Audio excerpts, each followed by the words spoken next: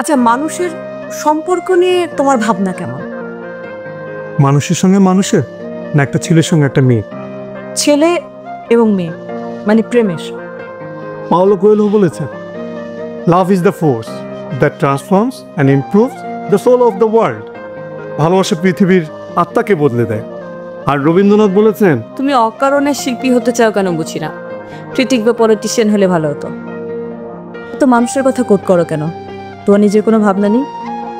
ভালোবাসার সব কথা মানুষ আগে বলে ফেলছে, আমার নতুন করে আর বলার কিছু নেই।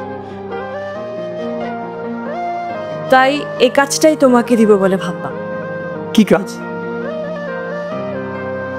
দেখো, মানুষ মানুষ কখনোই মানুষকে ভালোবাসতে পারবে না, কারণ মানুষ কেবলমাত্র তার নিজেকে ভালোবাসে। তাহলে প্রেম ভালোবাসা কি মিথ্যে? আসলে it's an art for living.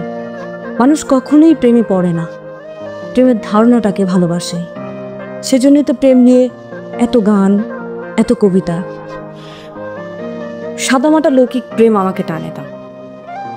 প্রেম হবে ছবির মতো, কবিতার মতো অলৌকিক।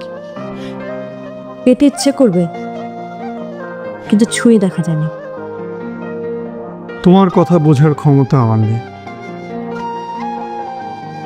তুমি সবসময় বলো না, একটা গান শোনাই পেন্টার, আপনি খুব সুন্দর।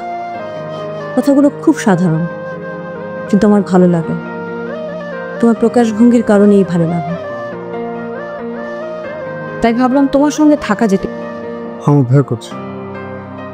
সবসময় এত গান শোনাতে চাও, সুন্দর সুন্দর বলো, তখন ভয় করে না?